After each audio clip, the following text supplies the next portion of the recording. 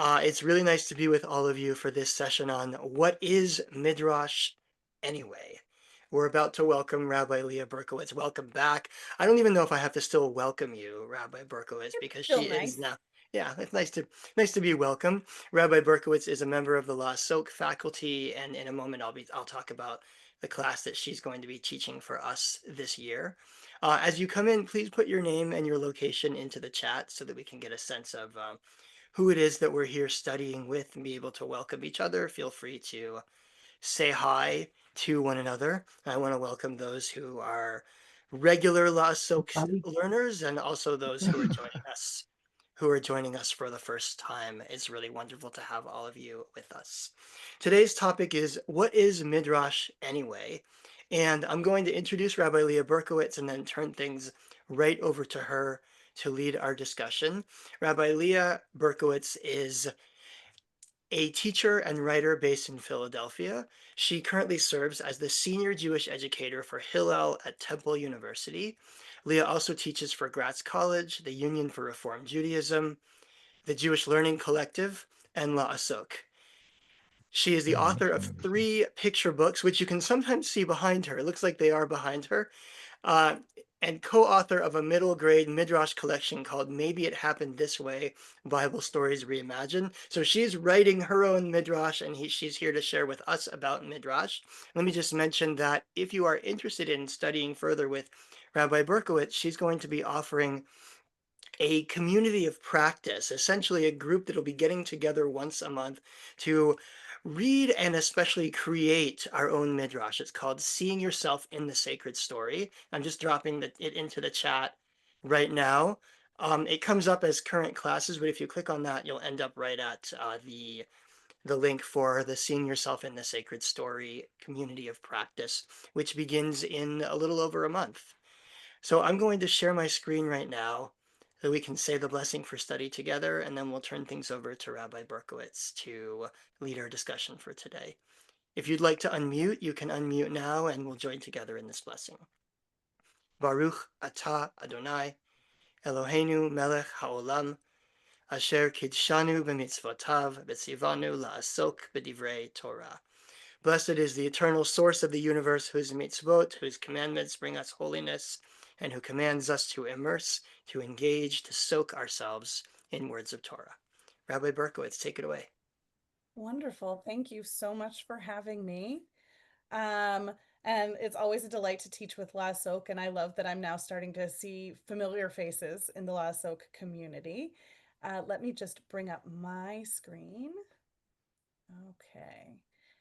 And this is my own personal practice. I'm going to mute everyone just to cut down on animal and other background noise.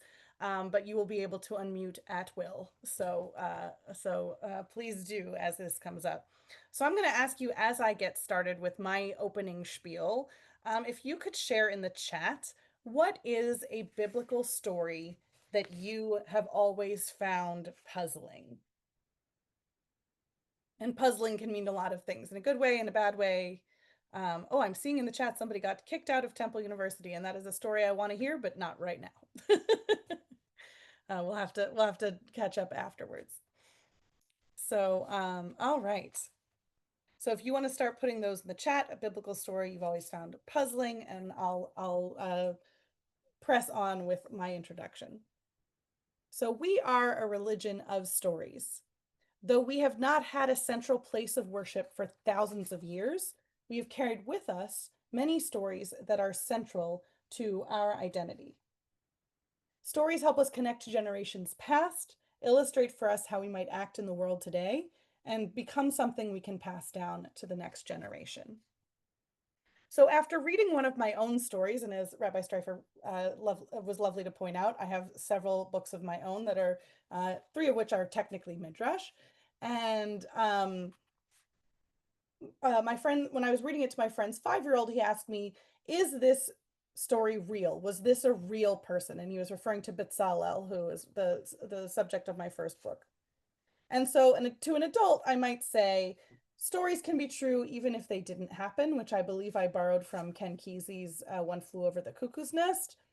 But to this young person, I said, it was such a long time ago that we don't know if he was real or not.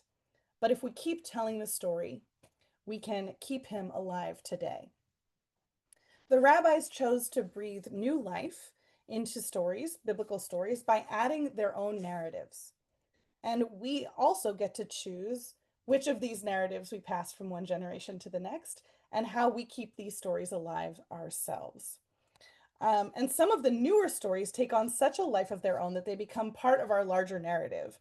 I call these sticky stories. So we have some stories that are so sticky that it's hard to separate them out from the original text, which leads me to everybody's favorite game show, Bible or Midrash.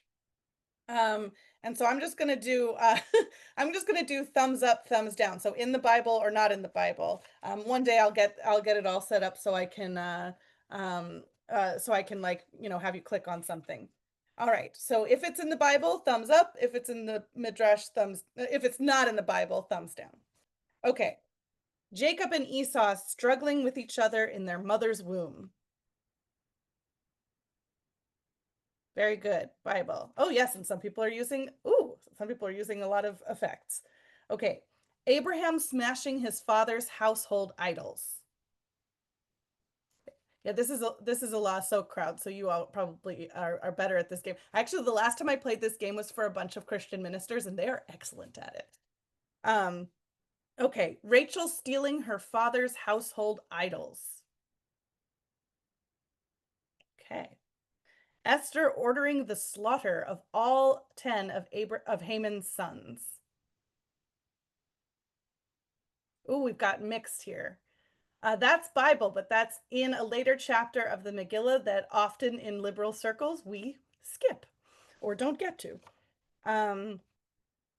King Ahasuerus asking Queen Vashti to dance naked in front of his men.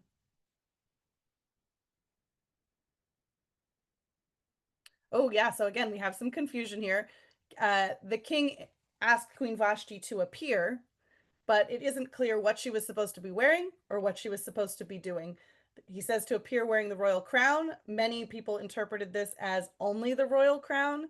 And then the idea of dancing appears or being naked appears in a lot of midrashim, including not the naked part, but including in my picture book, Queen Vashti's comfy pants. He invites her to dance, but she will not dance because she is in her comfy pants. Um, Okay, when God gives the Israelites the Torah, the mountain is surrounded by thunder, lightning, and smoke. Bible or Midrash? Okay, that one's Bible. Good. God lifting up Mount Sinai over the Israelites' heads before giving them the Torah. All right. I realize I need to do a different way of doing this. I don't like the thumbs down for Midrash, but it is actually not in the Bible. That is in the Midrash. So, great. And these stories that aren't in the Torah are technically what we call Midrash, which I'll explain a little further in a moment. But some of them have become a part of our storytelling canon, so much so that many people who went to Hebrew school think that the stories about Abraham and Vashti are actually in the Bible. So were there any of these that were entirely new to you? And were there any that you really thought were in the Bible that are actually Midrash? Okay. So let's take a look so I want to just take a little pause before I continue with my slides. Okay, I want to see what were some of the, yes, this is a very knowledgeable crowd. I want to see what some of the, when Rebecca falling off her camel, these are great. So these are the stories that you all found puzzling. The Wrestle with God story, Jonah, Abraham saying Sarah is his sister, which he actually does twice and getting rewarded. Miriam and Aaron gossiping about Moses. I have a midrash about that in my chapter book. And then we have like all of them: Job, Joseph, Jonah, creation. Excellent. So yeah, so we have a lot of stories that we find puzzling, and that helps us to see why people might have might want to explore through midrash. So yes, the camel story, the falling off the camel, is in the Bible.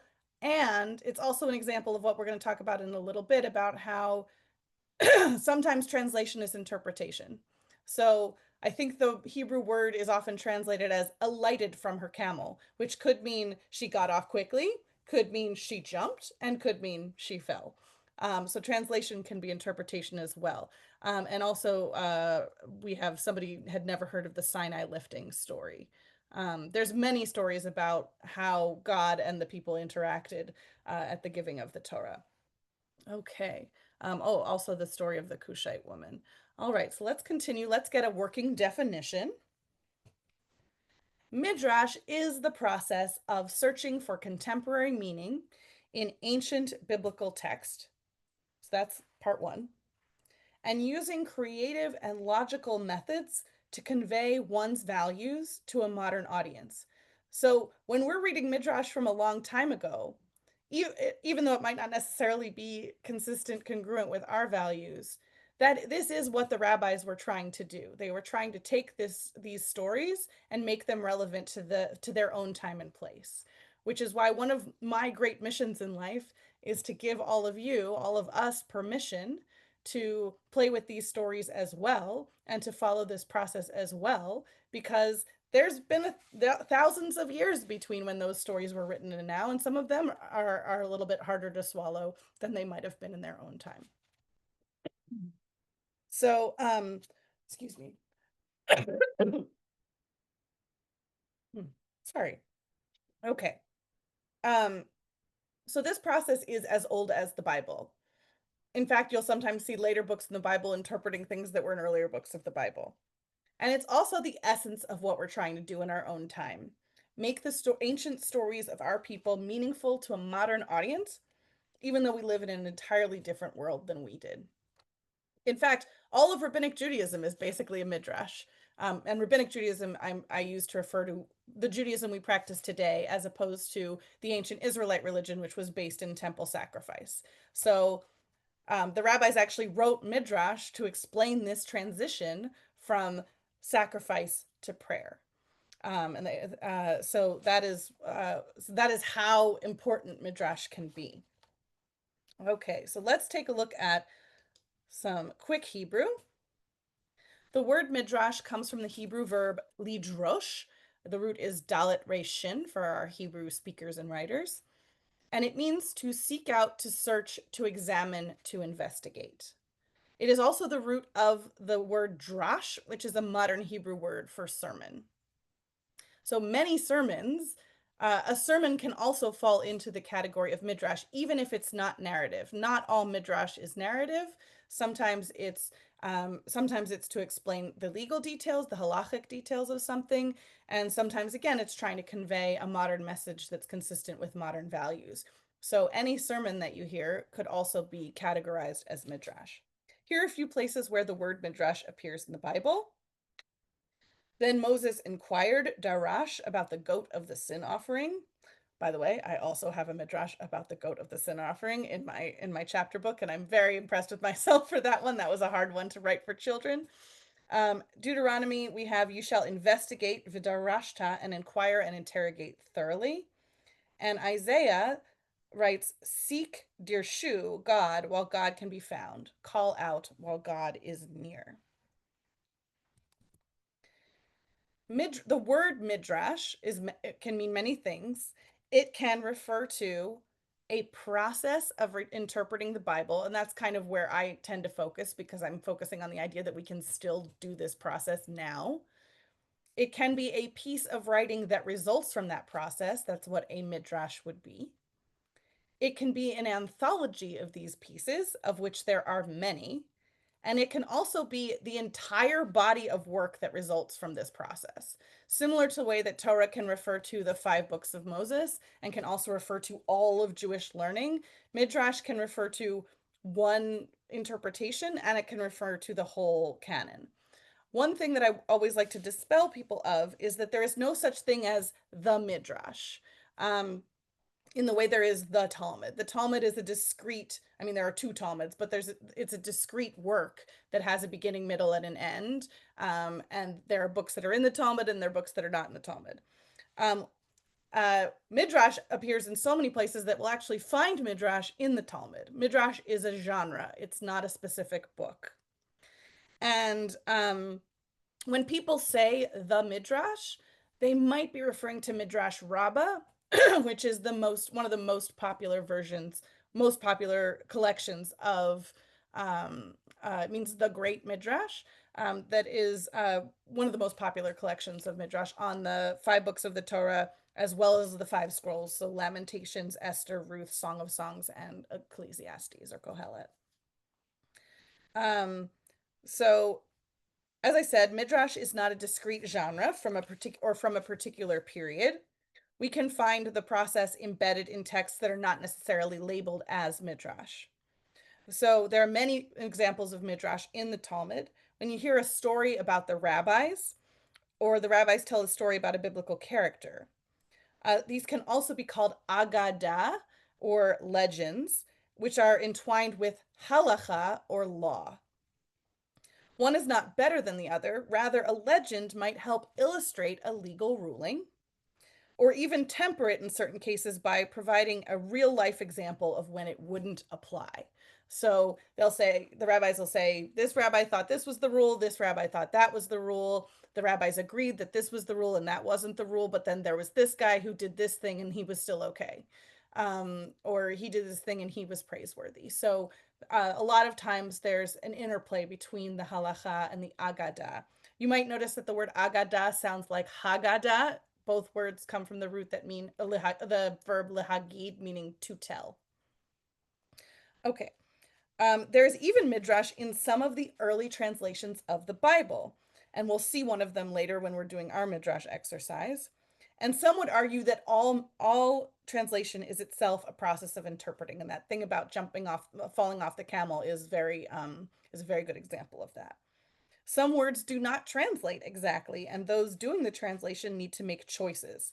So another example is the word, who knows what the word lev means? What does the word lev mean in Hebrew? Cheryl, do you want to? Oh, I see somebody making a simple. Cheryl, what do you want to answer? Heart. Heart. Yes. And it also means mind in Hebrew. And this is consistent with ancient Eastern, Near Eastern ideas that they didn't know about the brain, or they didn't know that the brain had a function in terms of our thinking and feeling. So they believed that the heart was the seat of both thought and emotion. And this is like one of my favorite pieces of cereal box trivia.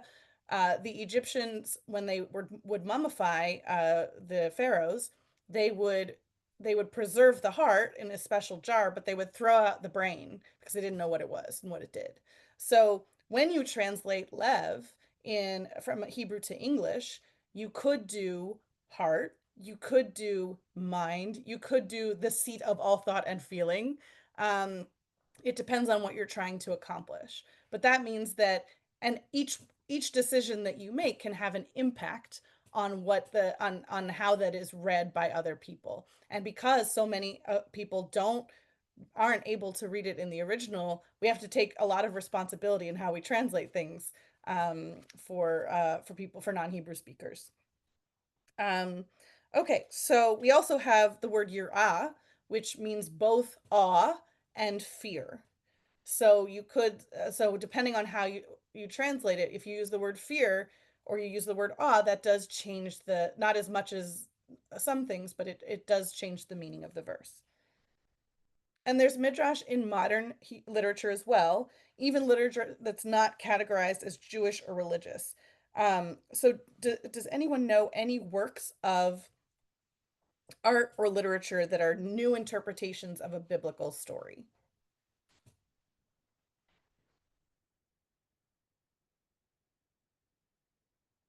Has anybody read anything recently that seemed like it might be a midrash? Ah, Michelangelo's David. Yes, so midrash through sculpture. Okay, Renee says all of them. The red tent, of course. Yeah, and actually, the Renaissance art around the Bible has a great impact and also shows you how translation is interpretation, in that deciding how to represent a biblical character visually has a huge impact on how generations are going to view those characters. So, making all of those characters white, the idea that God is a man with a beard. You know, uh, the body shape of King David, or even the look on his face. Those things are all interpretations. Oh, Tyler Perry has a Ruth and Boaz movie. I didn't know that. East of Eden, People of the Book, great.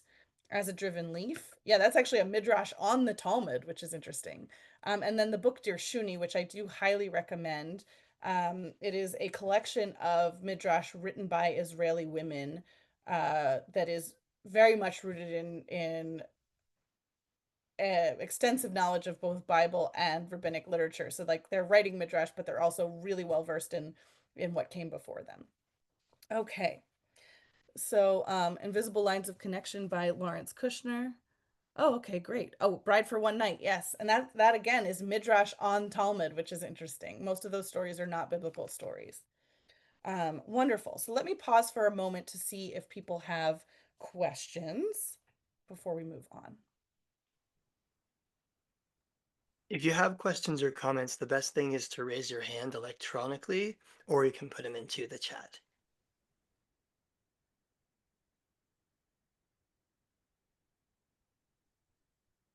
And we'll get ready to move on.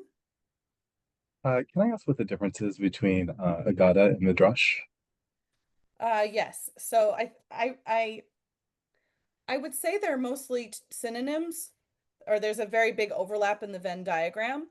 A midrash, we might say midrash is usually an interpretation of something that came before. Agada is also and it falls under the category of Agada, but Agada can also refer to like stories about Rabbi Akiva and stories about Hillel and Shammai, which aren't necessarily rooted in a previous biblical story. Um, yeah. So, what other questions do we have? I thought I saw a question up in the chat and then I lost it. Um, So yes, Bob, the can it also be the oral Torah being revealed in the present? Many people who believe in the idea of oral Torah, that there was written Torah given at Sinai and then oral Torah whispered in Moses' ear and passed down through the generations. People who believe that will also put Midrash in that category. They might not put the Red Tent in there or the Tyler Perry movie in there, but most older Midrash, traditional Midrash. But I would also argue that, you know, why not include these things that came later?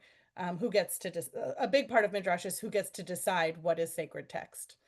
Um, okay, and then though I will say that Anita Diamond has said as an author that she does not categorize her book as midrash. I think she doesn't want to. I don't know why, but she doesn't categorize it that way. But I do. So why, how, and why did the rabbis write midrash? The early rabbis believed that the Bible was divinely written, perfect, eternal, and relevant to modern times. So, if these are our four principles of what the Bible is, what are some challenges that might arise when we read the Bible? I don't know that everyone at Laasok goes into the Bible with reading the Bible with these assumptions. So, if these are our assumptions, what are going to be our problems? Yeah, Jocelyn. All right. So this is actually how I was raised to read the Bible as I converted to Judaism from evangelicalism and Yeah. this is fraught with problems from Yeah. inconsistencies, not acknowledging that multiple people wrote this, not acknowledging who wrote it, the time frame in which it was written, um so many things. Like I could probably spend an entire session talking about it, but that's just Yes. the starting point.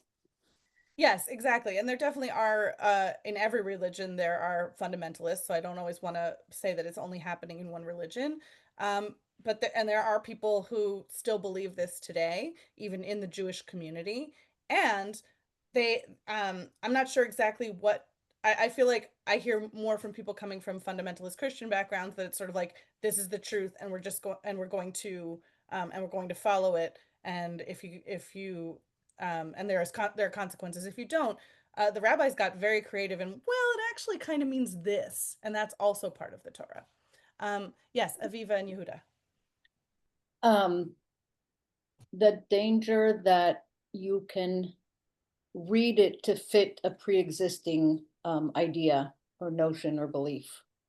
I'm sorry, say that one more time. The notion that you can create midrash or read midrash in a way that you come with a pre-existing notion or pre-existing idea and then make it fit your pre-existing idea. Yes, so very much you want to take your pre-existing ideas and that sometimes those things will clash and you'll need to find a way to reconcile them. So Linda says that we have inconsistencies. And Rachel says in modern times we have some different values. So this calls the perfection in the Bible into question. Yes, Rabbi Streifer. Yeah, just along the lines of what Aviva said, I was thinking that if we read the Bible this way, which lots of ancient people did, then we hit up against the question of who is authorized to interpret the Torah, right? So yeah, anybody can spin a midrash that supports their own position. So then which position is the right one? Which one comes from God, or which one is the one that actually says what the Bible says? If we believe that the Bible is a distinct document that conveys the will of God. Yes. So yeah, which interpretations are authoritative if this came from God? And it actually, I think it's kind of liberating with Midrash, because even the most traditional Midrash, you'll find contradictions. You'll find what's called a davar acher, another interpretation. So there is room for multiple interpretations, especially in Midrash. But in a lot of places, we'll see this is what this rabbi said. This is what that rabbi said.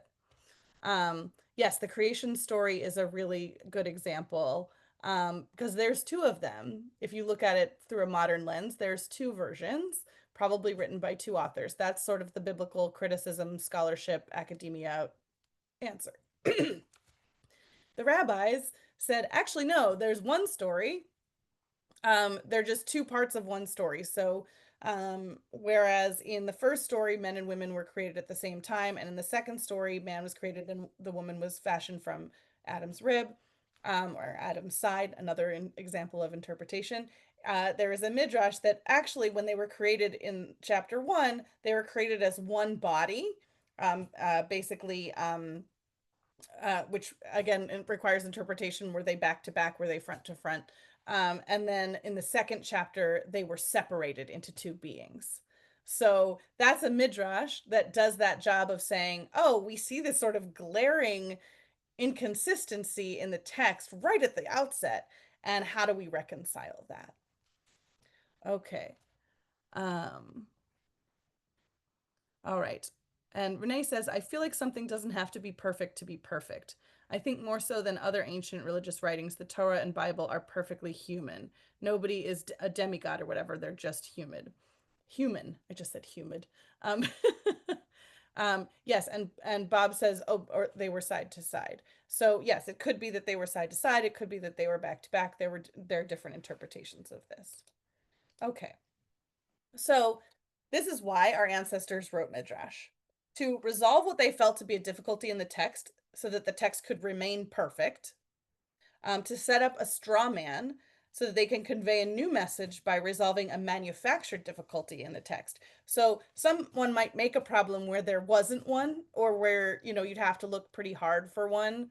And they already have, so sometimes it's, I need to fix this story so it makes sense. And sometimes it's, I want to convey this message using biblical text. How can I use the text, and what difficulty can I set up? It was also meant to preserve and transmit the traditions of the Torah by adapting them to a modern audience, whatever modern meant at the time, to introduce new ideas into the Jewish tradition by grounding them in the words and stories of the Bible. So when the rabbis established 3 daily prayer services, they did this by saying, oh, you see this verse where Abraham got up early? He was davening shacharit. You see this verse where Isaac goes out wandering in the afternoon? That's mincha. And you see this verse where Jacob gets up in the middle of the night? That's mariv. So they have this idea already that they want to establish these 3 daily prayer services, and they go and find verses where they can interpret it as this is what the patriarchs were doing at this time. And it actually fits really well for Joseph because Joseph's name is actually the same root as the word Musaf, which is the additional service. Okay, so and also they would do it to entertain, and they would show off their knowledge of Jewish texts and traditions and present them to an audience in a creative way. If you've met rabbis, which clearly there's at least two on this call, wordplay, puns, these are all things that rabbis are guilty of doing and overdoing sometimes. That sort of linguistic creativity was also part of this. It's, how can I connect these two words in some way so that I can link these two stories? How can I use wordplay to teach a new lesson about this text? Okay. So this is so my teacher, Rabbi Norman Cohen, referred to certain things as hooks for Midrash, which were basically the things that would catch the rabbi's attention and give them space to write Midrash. So they might look for, and a lot of them, again, are wordplay based. Unusual spellings, puns, literal interpretation versus the idiomatic interpretation of a word. So when we talk about Isaac, you say he was wandering in the fields, and they said, oh no, he was meditating. So that's a different understanding of that word. Superfluous words, because they believed that no word was superfluous in the Bible. The doubling of words. So why do we have tzedek, tzedek, tirdof? Justice, justice shall you pursue. Why not just tzedek, tirdof?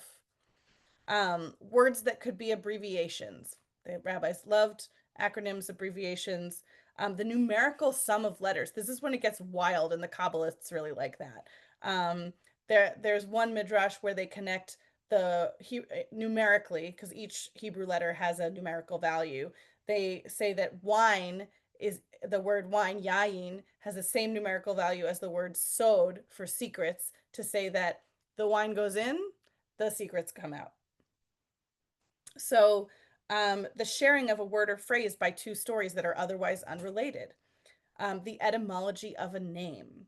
The juxtaposition of segments that would otherwise appear unrelated. So you have Abraham, you have the binding of Isaac, and then immediately in the next chapter you have Sarah died. We don't know how much time passed. We don't know if any of those things were related, but there is a body of midrash connecting those two events, the almost sacrifice of Isaac and the death of Sarah. We have contradictions to be resolved and missing details in the narrative. So even if the rabbis are coming in with I want to teach about this topic, or I want to make this claim, these are the things that they can sort of these are the hooks they can hang their claim on. Oops. All right, actually, I'm gonna pause for a second. Questions. Wasn't that a Seinfeld episode, The Vault? Yes, exactly. So the rabbis knew about the vault. That Elaine says that secrets for her go in the vault. And then Jerry says, well, this doesn't work because too many people know the combination, which is to get Elaine intoxicated. Okay, rabbis do like to hear themselves talk. That is true. Okay, questions before we move on?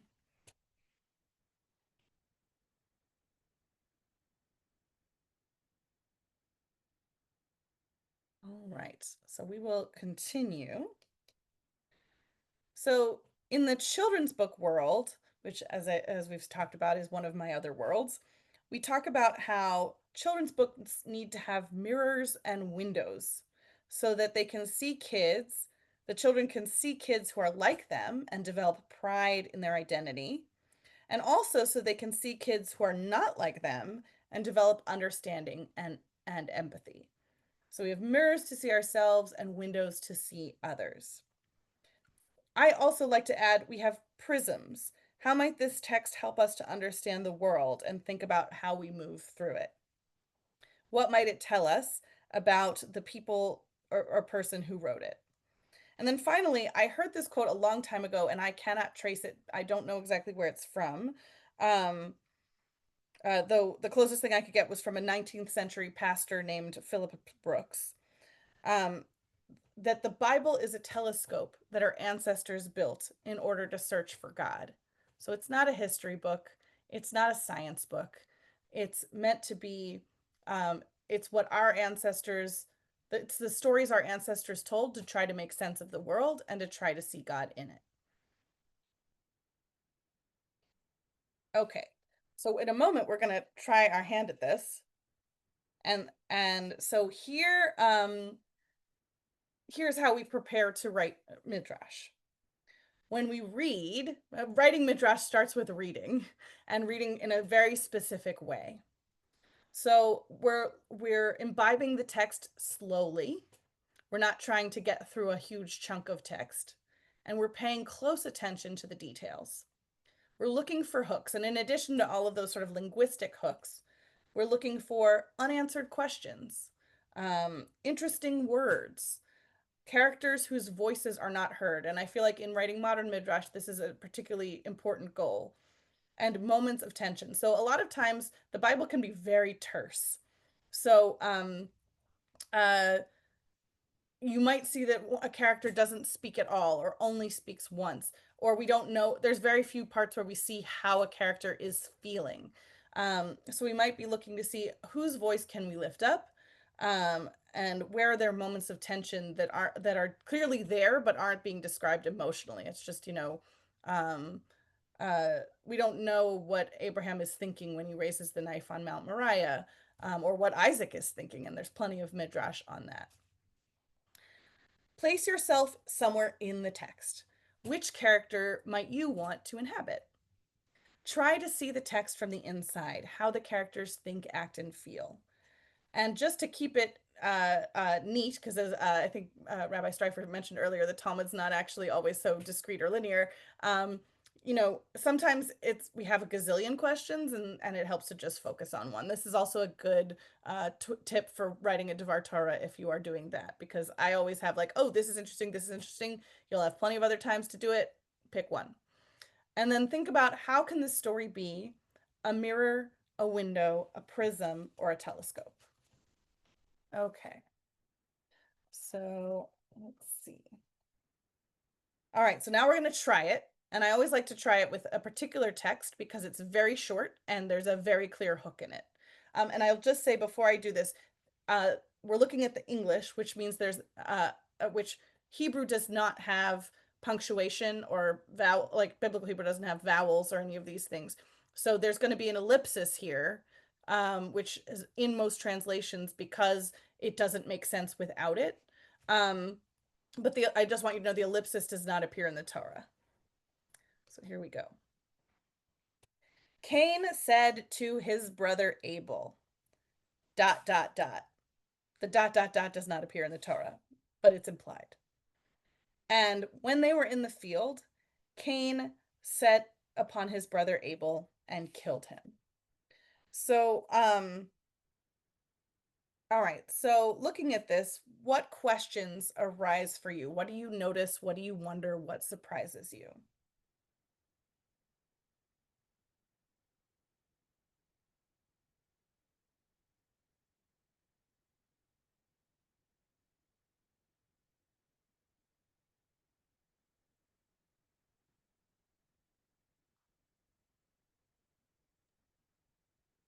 What did Cain say? What field? Why did he kill him?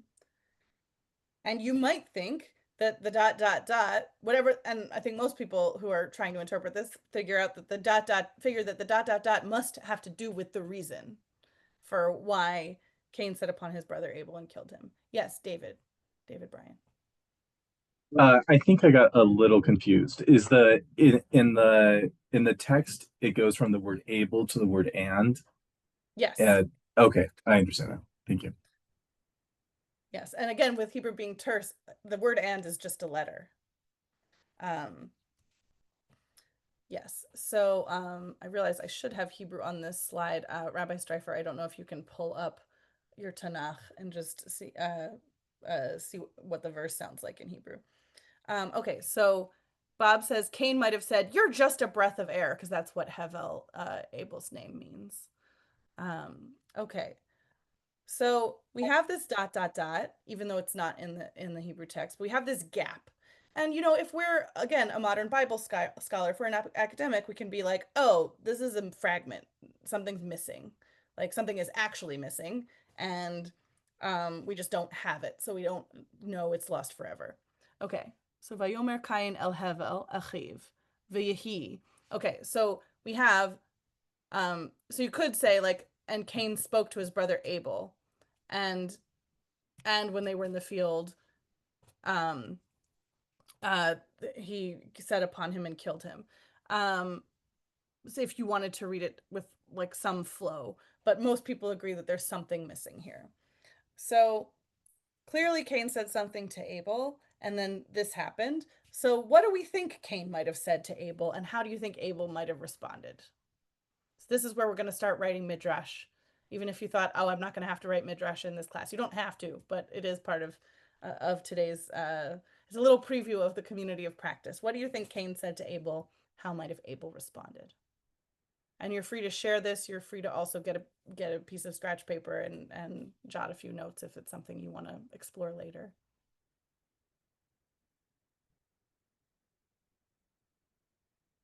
Abel said, "Mark my words." Okay.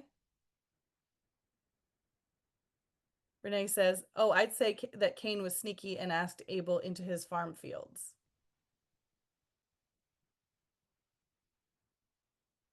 Rabbi Stryper said, who is Mark, their other brother?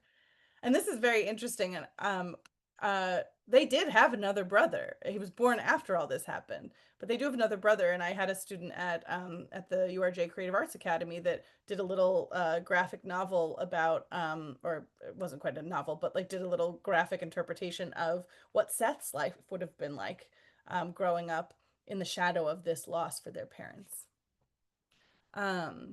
Why is the ellipsis there? Did the editors eliminate a word that might misdirect the interpretations? That's also, whoever is translating this is interpreting that this is a gap. And we'll see actually that some translators did a different thing with it. What is the context? Is there a previous disagreement between them? Good question. So previously, they have both offered sacrifices to God, and Abel's is accepted and Cain's is not. And God has a little talk with Cain saying, sin crouches at your door, but you can master it. So God sees that something is happening. And then this happens. Okay. Bro, why you say that? Yeah. So we do have a couple of these things. All right. So let's see what some examples. So this is an example of translation as interpretation. This is the Targum. So Cain said to his brother Abel, and then ancient translations, including the Targum, which is the first century Aramaic translation, reads, "Come, let us go out into the field," which I think one of you said. So this is a very simple, I'm just going to fill in this gap and make this sentence make sense grammatically. Come, let us go out into the field. And when they were in the field, Cain set upon his brother and killed him. Because one of the other reasons we know the ellipsis is there is because in the Hebrew, it was Cain said to his brother Abel. It would have said Cain said to his brother Abel while they were in the field. And it says Cain said to his brother Abel and when they were in the field. So it doesn't make grammatical sense. Of course, you could try to make it make sense in one way or another. Okay, so this is the earliest form of Midrash in that they're just like, oh, there seems to be a piece missing here. I'm just going to fill that in how I think it would be. Oh, yes. So Bob is hinting at another Midrash that we have, and Aviva and Yehuda are saying it could be a continuation of the sentence before. Yes. So that would require a little bit more context. So just give me 1 second. Okay. So convenient to be in a rabbinic study where you can just grab a Bible. All right. I just want to see if that would work because that's an interesting question. Okay. Oh, and this is actually from the Torah, a women's commentary. Cain now thought about his brother Abel, ... then when they were in the field. So again, we have this another interpretation through translation. But this is immediately after God says sin crouches at your door. So then Cain said to his brother Abel. So it could be he relayed this to his brother Abel. That feels unlikely to me, but it's it's everybody's choice what they're gonna do. Did I heard somebody come off mute? Was there a question?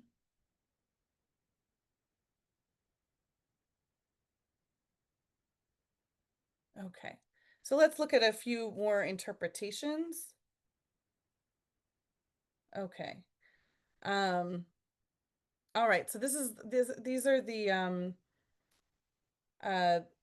these are two different interpretations. So they're both saying that Cain and Abel had an argument here, but in one collection of Midrash we have two different interpretations of what the conversation was. So we say, and Cain spoke to Abel his brother, and it came to pass that they were in the field. What were they arguing about? They said, so they're translating it as Cain spoke to his brother Abel, and it came to pass. So again, an interpretive translation. What were they arguing about? They said, come, let's divide up the world. One will take the land, and one will take the movable property. This one said, the ground you are standing on is mine. The other one said, what you are wearing is mine. This one said, take it off. And the other one said, fly.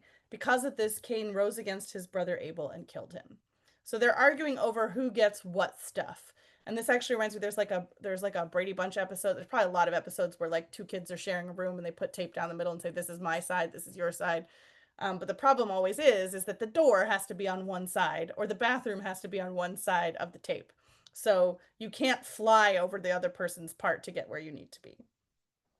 And then we have another rabbi. We have Rabbi Yehoshua of Sachnin said in the name of Rabbi Levi, they both took the land and the movable property. What were they arguing about? So he's actually saying that guy's wrong. One said, the holy temple will be built in my boundary. The other said, the holy temple will be built in my boundary. As it is said, when they were in the field, and the field only refers to the holy temple. This is what it says, Zion shall be plowed as a field in Micah.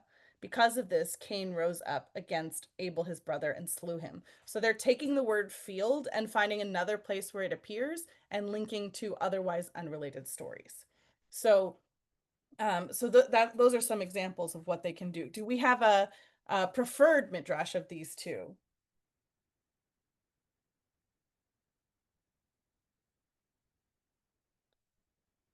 Well, actually, I have one more. So this is from a different midrash, but it does sort of have the same thematic thing. Someone needs to read Estranged Parent Forums and do a Cain Abel midrash. Yikes.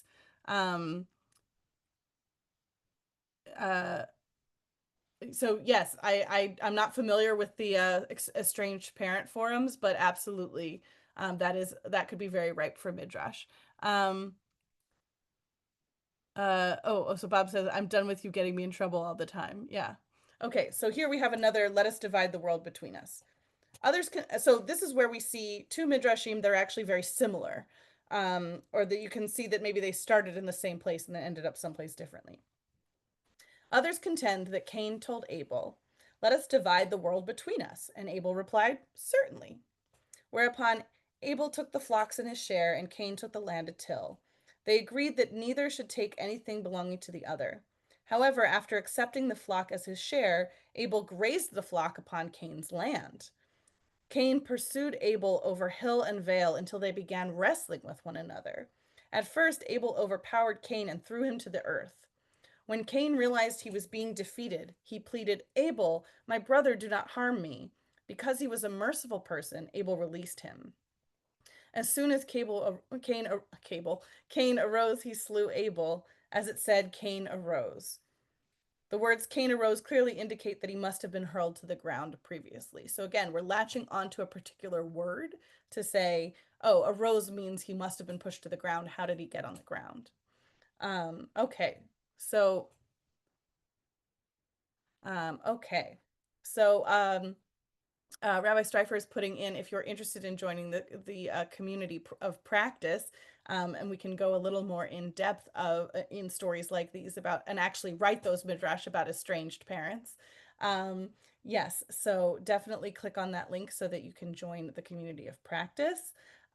So thoughts about these midrashim, are they satisfying? I think I've found often that when I'm looking for a midrash in ancient midrashim to try to write a sermon or answer a question or teach a text, that sometimes I'll be like, that really didn't answer my question in a satisfying way. Did any of these satisfy you?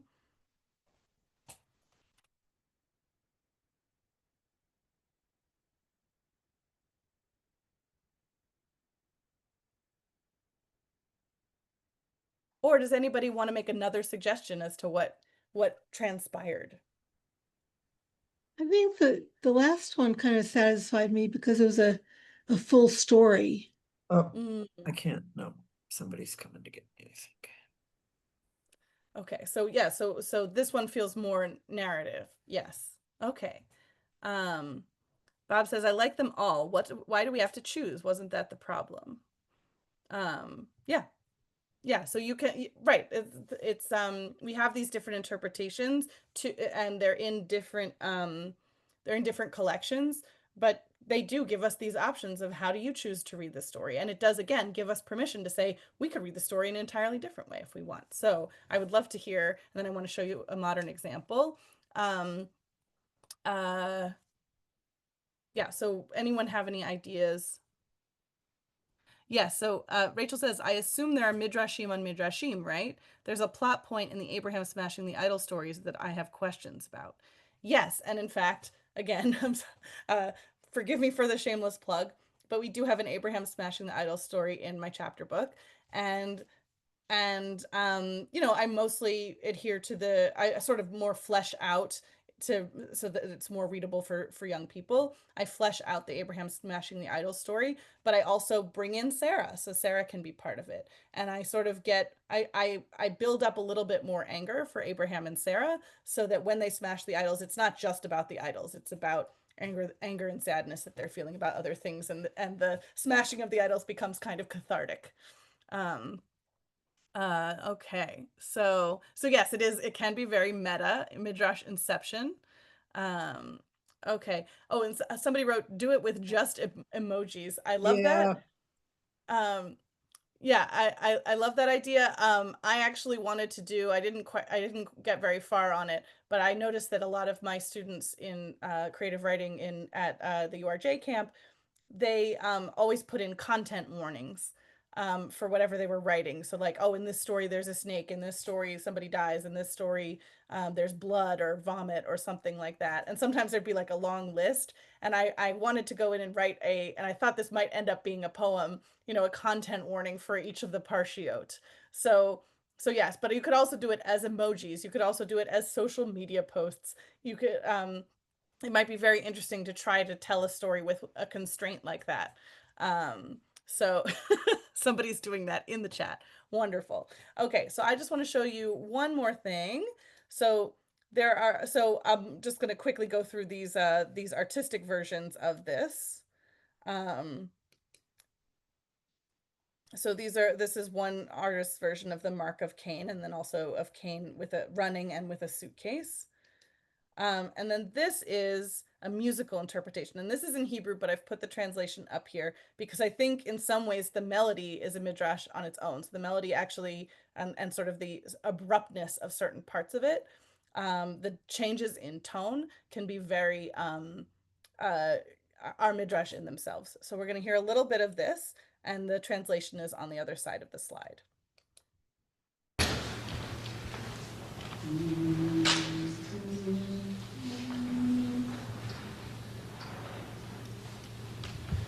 Vayyimalech Kain, Vayyimalech Kain Kain, Vayyimalech Kain el hasadot, ve'asadot, ve'al mitzvot, ve'al yadav adam, ve'shema livadam, vayomru lo,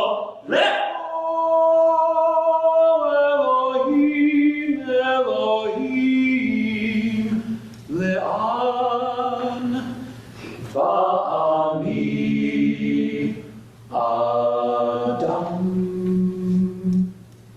Vayyimalech Kain el hachayot, Vayyimalech Kain el ha'olot, וימלט קין אל השדות, ועל מיץ אוהבו, ועל ידיו אדם, ושני מרים אדם, ויאמרו לו, לך! אלוהים, אלוהים, לאן? ואני אדם. So in the interest of time, I'll pause there because it's very repetitive. What did we gather? You know, again, this isn't, most of us are not native Hebrew speakers, but what did we gather from the tone, the mood of the music? What does that tell us about the story? And Renee, I don't know what Enkidu is, so you might have to tell me. And the word, so I'll just point out the word that's very abrupt is lech, is go. And then you have this beautiful, very plaintive solo of, oh God, where should I go? And I'm like getting like my hair standing up, thinking about it, because it's very powerful. But we have this like very, sort of, we have a lot of movement, and then we have a lot of like, we have this abrupt, command, and then we have this very, sad, like, but where should I go? Yes, Bob.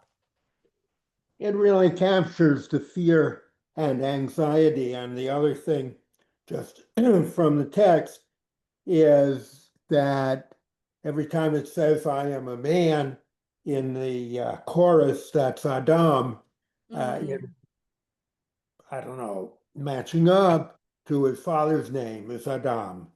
Yeah. Yeah, it's I am a man, but it's also I am a human, I am a mortal. Like you could translate the word Adam, it's I am, or I am every man. Like you could really translate that in a lot of different ways. That's a really good example of a word that has a lot of and Adam also means red. It also means dirt or earth. So there's just a lot of different ways we can translate it. Oh yes, Epic of Gilgamesh. I knew it sounded familiar, but I didn't know whether it was like Epic of Gilgamesh or like anime. I never I wasn't sure. Cain just keeps running. The song only really rests to beg to God. Yes, the movement in the music is very powerful, representing that Cain needs to keep moving, that he's not able to rest. All right. Other thoughts on the music or thoughts on Midrash in general, questions, comments? I used to work with a teacher who said questions, comments, interpretive dance. And I think here it's kind of relevant. You know, you could do an interpretive dance of a lot of these stories. This is an interpretive song of the story. Questions, comments, concerns.